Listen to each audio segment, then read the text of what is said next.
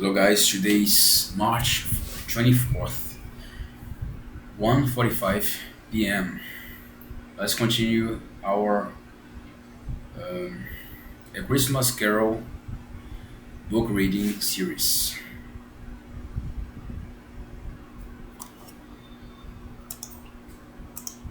Once upon a time, of all the good days in the year, on Christmas Eve, old Scrooge sat busy in his counting house. It was cold, bleak, biting weather. It was cold, bleak, biting weather, fog withal, foggy withal, and he could hear the people in the courts outside go whizzing up and down, beating their hands upon their breasts and stamping their feet upon the pavement stones to warm them. The city clocks had only just gone 3, but it was quite dark already. It had not been light all day. All candles were flaring in the windows of the neighboring offices, like ruddy smears upon the palpable brown air.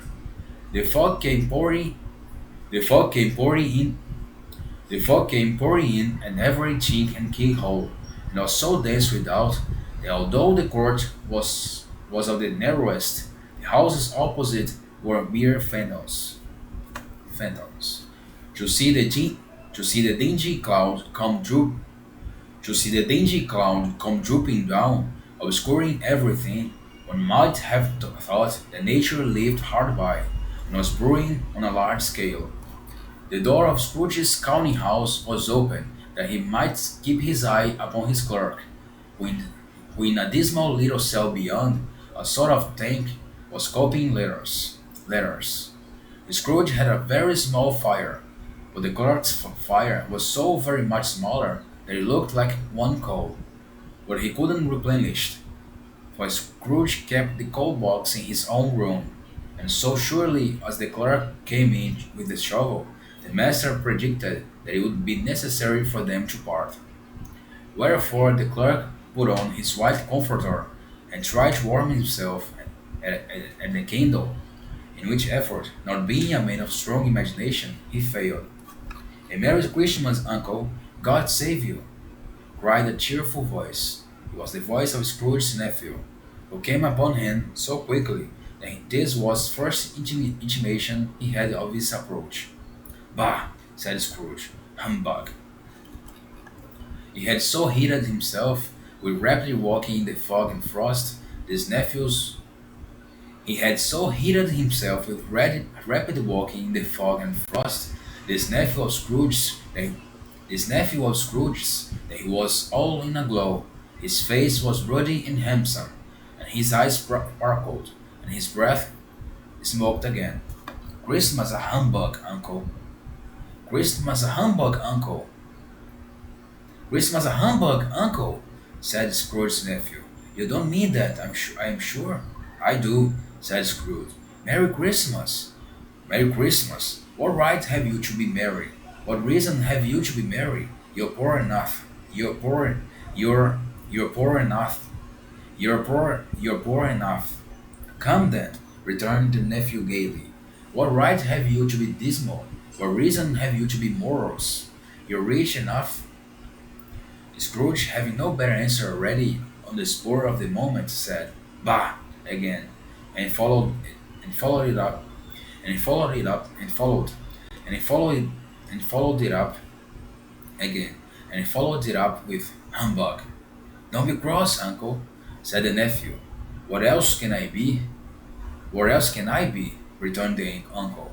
When, when I live in such a world of fools as this, when I live in such a world of fools as this, Merry Christmas! Out upon Merry Christmas! Out upon Merry Christmas! What's Christmas time to you, or a time for paying bills without money, a time for finding yourself a year older, but not an hour richer, a time for balancing your books and having every item in them through a round of dozen months presented dead against you.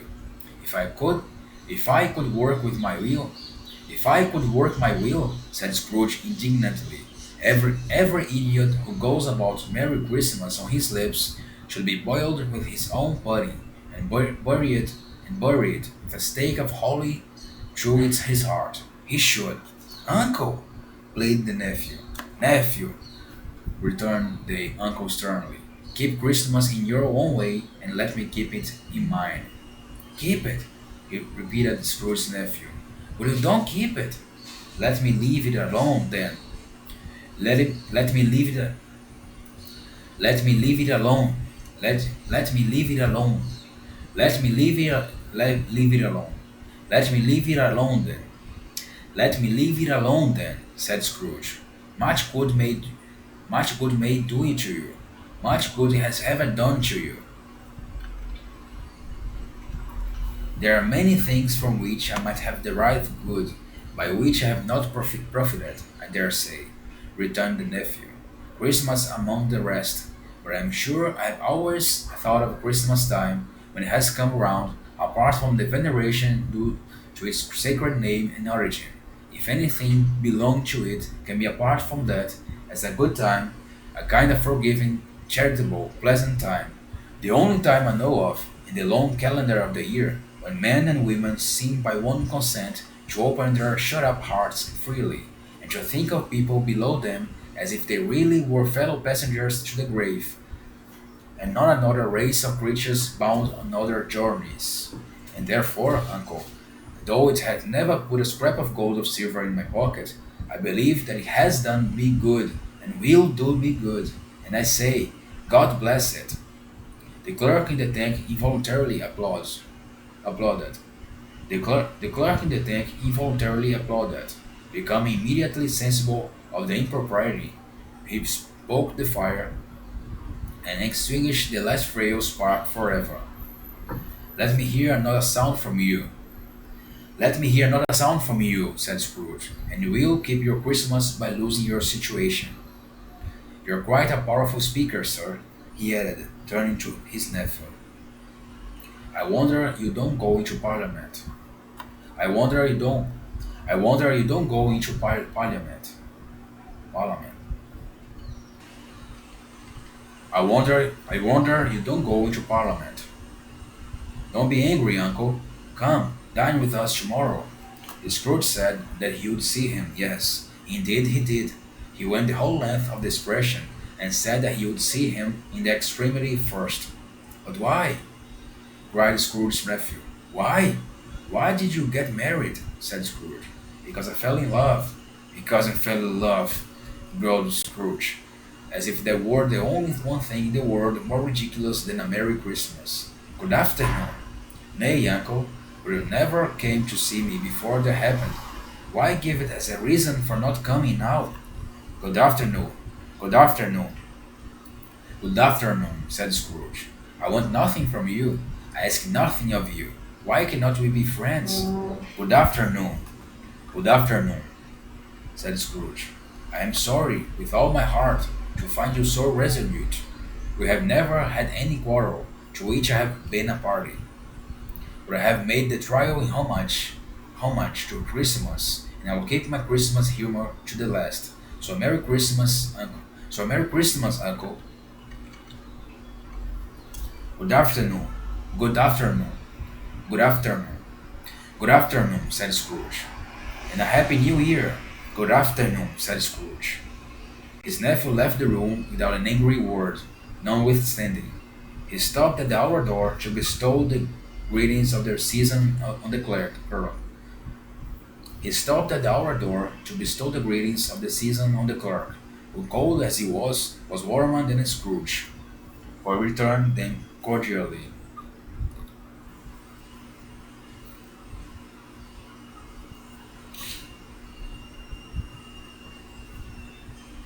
Okay, I'll stop it here. Uh, that's the end of this episode. After this little chat, this little discussion about Scrooge and his nephew about the importance of Merry Christmas and feelings and be kind to other people, and how things that doesn't return things that you do that doesn't return money from you are also important. So that's the end of this episode. Until next one.